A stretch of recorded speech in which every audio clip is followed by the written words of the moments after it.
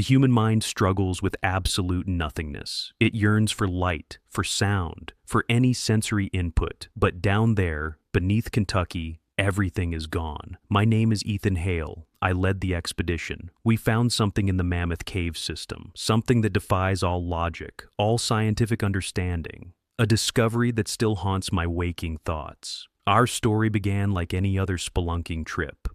A team of seasoned professionals, meticulously prepared.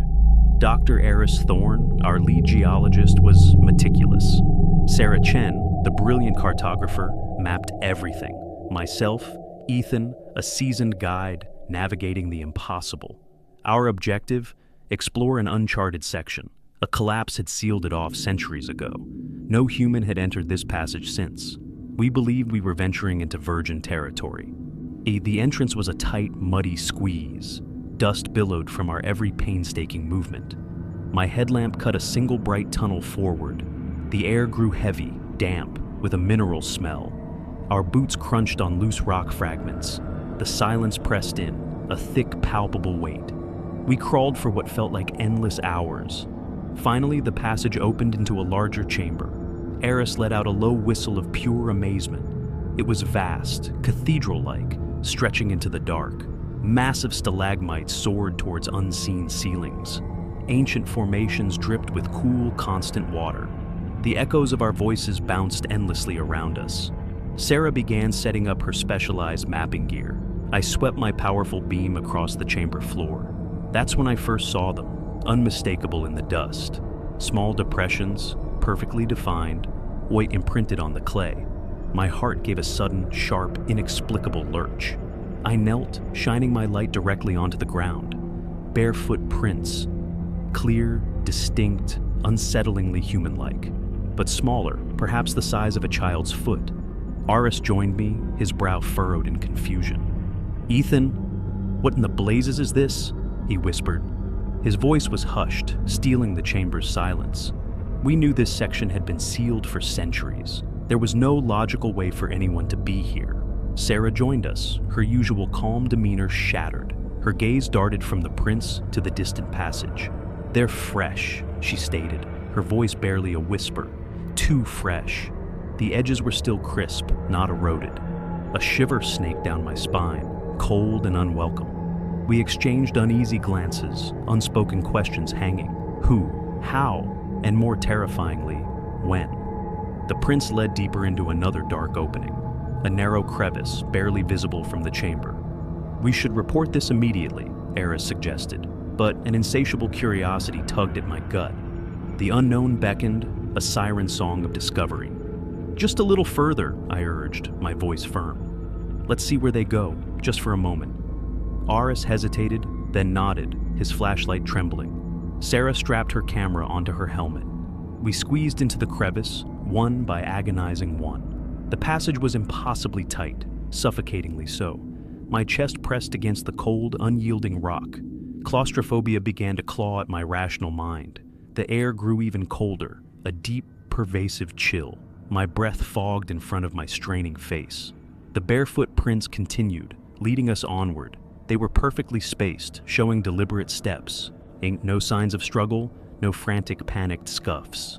Just calm, rhythmic footsteps into the absolute black.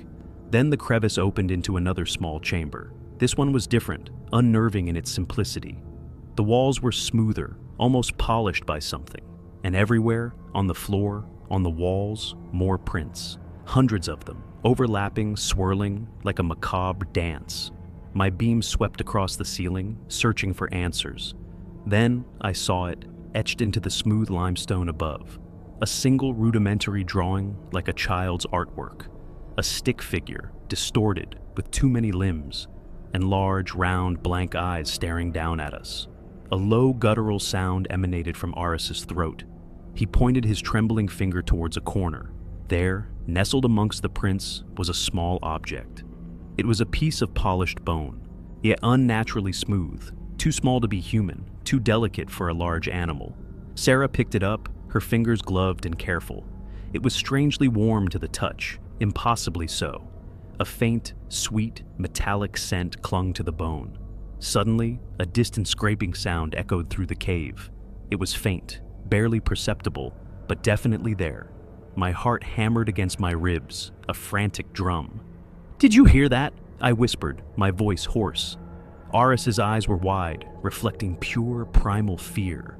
Sarah froze, the bone clutched tightly in her hand. The scraping sound came again, closer this time. It sounded like something dragging against rough rock, slowly, deliberately, moving in the profound darkness. Every instinct screamed at us to turn and run, but my feet felt rooted to the ancient cave floor. The beam of my headlamp danced nervously around us. I searched for the source of that unsettling sound. Then, a soft, wet thud echoed from the dark passage. It was the sound of a bare foot impacting soft earth. One thud, then another, coming closer. Rhythmic, silent footsteps, growing undeniably nearer. The air grew impossibly cold, stealing our breath away. The sweet metallic scent intensified, cloying and thick. My light caught a fleeting glimpse of movement. A shadow, deeper than the cave's own profound darkness. It moved too quickly, too fluidly to be human. A low, almost imperceptible moan escaped Sarah's lips. Aris began to back away, stumbling over his own feet. The footsteps quickened, evolving into a dragging shuffle. I could feel its presence, cold and ancient and hungry. In my hand instinctively reached for the emergency flare, but my fingers trembled, unable to grasp the small cylinder. Then, a chilling whisper slithered into my mind, not through my ears, but directly into my consciousness. A voice without words, pure intent, utterly alien. It wanted us to stay. It wanted us to understand. It wanted to show us its ancient silent domain. My mind reeled, assaulted by a horrifying realization. This creature wasn't just in the cave. It was the cave. It had always been there. A part of the darkness, a living, breathing shadow. The lights on our helmets began to flicker erratically. The chamber plunged into momentary, terrifying blackness. A cold, bony touch brushed against my exposed neck. Then, the lights returned, searing my terrified eyes. The chamber was empty. The prints still swirled. The small bone lay discarded on the floor. Aris was gone. Sarah was gone. They had vanished. I was alone, surrounded by the crushing, endless night. That's the last thing I remember from the cave. They found me days later, miles from that chamber, babbling incoherently, clutching a small, smooth rock. The rock was warm, and it smelled faintly metallic. They never found Aris or Sarah, not a trace remains. Mammoth Cave is vast, concealing countless secrets, but some secrets are not meant for human eyes. Some entities prefer their undisturbed ancient darkness, and they leave behind only faint, unsettling traces.